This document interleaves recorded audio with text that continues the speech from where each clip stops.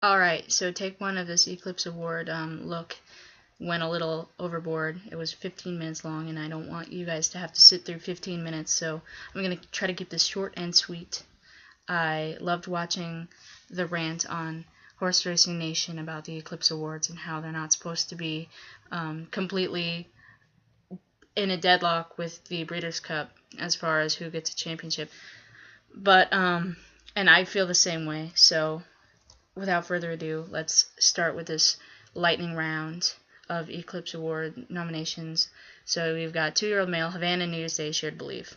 New Year's Day shouldn't be here. It should either be strong mandate or honor code, preferably strong mandate. But anyway, my vote goes to Havana for a grade 1 win in the Champagne and a second place to New Year's Day in the Breeders' Cup Juvenile.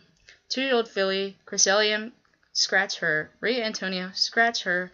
Both of them don't even deserve to be in this category in the first place. It would be a much harder decision if horses like Sweet Reason or Artemis Agraterra were in this category.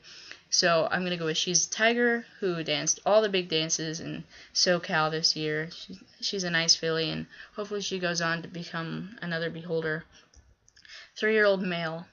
My vote goes to Will Take Charge. I love Orb. Good luck in retirement, Orb. Palace Malice, why are you here? It should be Golden Sense. Golden Sense won over older males. You could not win over older males. Will Take Charge. 3-year-old filly. My vote goes to Princess of Silmar. Sorry, Beholder. Princess of Silmar won 4 grade 1 wins at 3 different tracks, while you scored all your grade 1 wins at Santa Anita. End of story. Princess of Silmar is the 3-year-old filly champion. Done. Older male. This is one I don't really care about. It could go any way.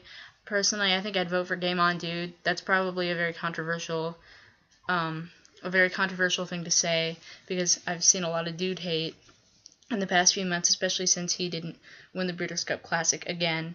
But the 3 wins in SoCal, the Santa Anita Handicap, the Hollywood Gold Cup, and the Pacific Classic, especially the big cap in the Pacific Classic, where he just absolutely annihilated everyone in that field, gives him the edge over the other 2, in my opinion.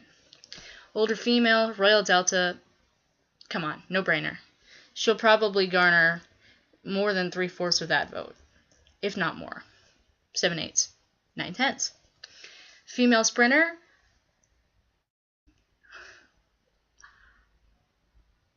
I want Dance to Bristol to win. I think Groupie Doll will win. And that's just how it'll go down. Dance to Bristol had a terrific year. I feel so bad that she didn't do so hot in the Breeders' Cup. Groupie Doll will win this race. This race for a championship. Male turf horse, Wise Dan. It's the obvious choice. Big Blue Kitten should be here instead of Magician. Why is Magician here? Who knows? Oh, because he won the Breeders' Cup Turf. Why don't we just nominate the Fugue for female turf horse while we're at it? No, female turf horse, I will vote for Dank.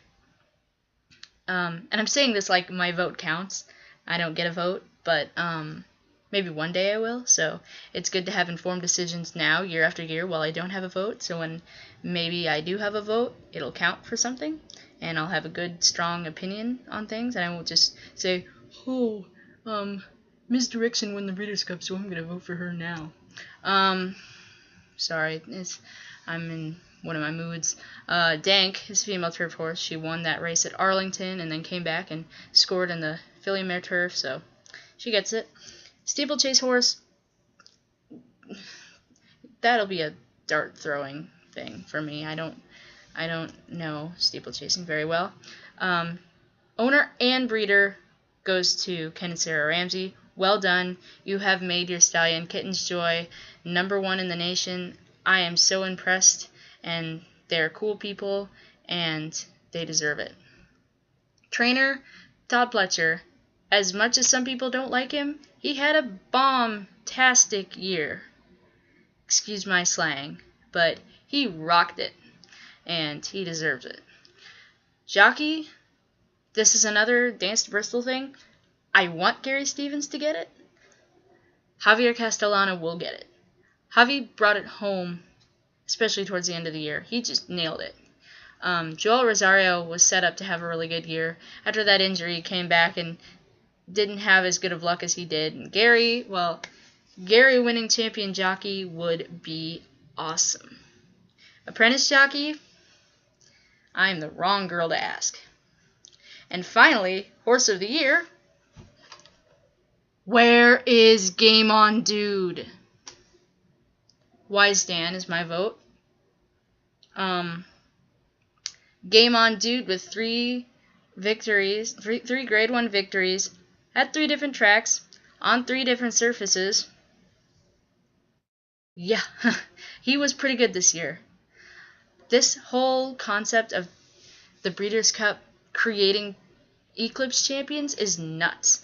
They're the Breeders' Cup champions. Yeah, if you win a Breeders' Cup race, you're considered a champion. You're the Classic champion. You're the Distaff champion. You're the Sprint champion. But an Eclipse champion is a horse who excelled all year. Or in 2-year-old's case, half of the year or a couple months or whatever. It is a year-long award. Otherwise, horses like Sahara Sky, Orb, stuff like that, they wouldn't be nominated.